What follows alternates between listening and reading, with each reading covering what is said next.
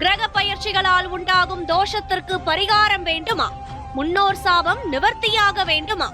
உங்களின் 7 தலைமுறைக்கும் புண்ணியம் சேர்க்க வேண்டுமா? நீங்கள் செய்ய வேண்டியது அன்னதானம் மட்டுமே. கடந்த 4 ஆண்டுகளாக தினமும் மதுரையில் 300 வறியோரின் வயிற்று பசியை ஆற்றி வருகிறது மதுரையின் அட்சய பாத்திரம் ட்ரஸ்ட். நீங்களும் உதவ அன்பு வேண்டுகோள். மேலும் தொடர்பிற்கு நெல்லை பாலு, நிறுவனர் 944226300815. கலியுகத்தில் கண்கண்ட தெய்வமான காஞ்சி பெரியவரின் மகிமை குறித்து மதுரை அனுஷத்தின் அனுகிரகம் நிறுவனர் நெல்லை பாலு அவர்கள் தொகுத்து வழங்கும் ஸ்ரீ மகா பெரியவா மகிமை சிறப்பு தொகுப்பு. ஹரஹர சங்கர, ஜெய ஜெய சங்கர, காஞ்சி சங்கர, காமகோடி சங்கர. எல்லாம் வல்ல நம் ஜெகத்குருவின் திருவருளால் இந்த நாள் இனிய நாளாக அமைய அன்பு பிரார்த்தனைகள். மகா பெரியவரிடத்திலே பல பேர்கள் வந்து தன்னுடைய துன்பத்தையும் தன்னுடைய சந்தோஷத்தையும் காஞ்சிபுரத்தில் இருந்தபோதும் யாத்திரை மேற்கொள்கிற போதும் தெரிவிப்பது வழக்கம். அந்த அடிப்படையிலே ஒரு நடு வயதினரான ஒரு சிவாச்சாரியா மகா பெரியவரிடத்திலே வருகிறார்.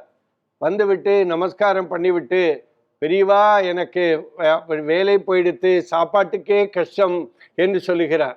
என்ன என்று கேட்டபொழுது, அவர் கிராமத்திலே தன்னுடைய தந்தையாரோடு பூஜையிலே இருந்த அவர் பணத்திற்கு ஆசைப்பட்டு நகரத்திற்கு போய் அங்கே இருக்கிற ஒரு பெரிய கோவிலில் வேலை கிடைத்தது என்று சொல்லி தன்னுடைய வாழ்க்கையையும் பெருக்கி கொண்ட அவர் தனக்கு ஆசைகளையும் நிறைய பெருக்கி கொண்டதனுடைய விளைவு அந்த ஊர் தர்மகர்த்தா அவரை வேலைக்கு விட்டுவிட்டு சாவியை வாங்கி மற்றொரு சிவாச்சாரியரிடத்திலே கொடுத்து விட்டார். எனக்கு வேலை போய்விட்டது பெரியவா என்று சொல்லி பெரியவரிடத்திலே நமஸ்காரம் செய்கிறார்.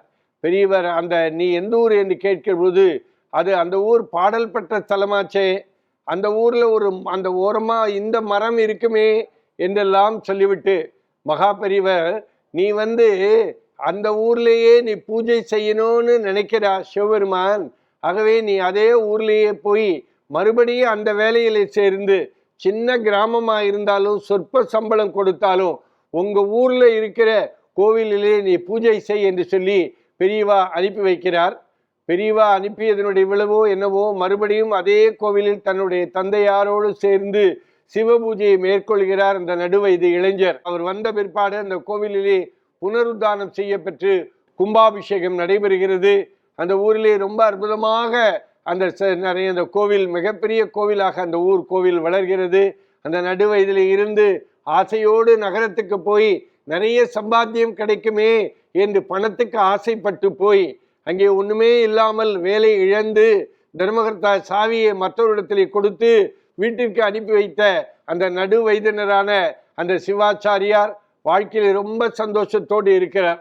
மறுபடி கொஞ்ச நாள் கழித்து பெரியவாடத்திலே வந்து, பெரியவா நீங்கள் சொன்னீர்கள் கிராமத்திலே போய் அந்த கிராம பூஜை செய் என்று நீங்கள் சொன்னதனுடைய விளைவு இன்றைக்கு நான் ரொம்ப நன்றாக இருக்கிறேன் என்று சொல்லி எல்லாம் பெரியவா செயல் என்று பெரியவாடத்திலே விழுந்து நமஸ்கரிக்கிறாராம். உடனே அவர் சொல்லுகிறார், எல்லாம் சிவன் செயல் என்று சொல்லி அன்றைக்கு அவர்களுக்கு அறிவுரை வழங்கி அவரை அனுப்பி வைக்கிறாராம். இது எதற்கு என்று சொன்னால், மகா பெரியவரை அணுக்க தொண்டராக இருந்து நம்முடைய சுகதுக்கங்கள் அனைத்தையும் அவரிடத்திலே நாம் ஒப்படைத்தால், எப்படி கீதையிலே கிருஷ்ண பரமாத்மா அர்ஜுனுக்கு உபதேசம் செய்கிற பொழுது யோகக்ஷேமம் என்கிற ஒரு வார்த்தையை சொல்லுவார். நாம் எல்ஐசியிலே கூட அந்த மோட்டோவாக 2 கைகளை விரித்து கொண்டு சமஸ்கிருதத்திலே ஒரு வார்த்தை எழுதியிருக்கும், அது யோகக்ஷேமம் மகாம்யகம்.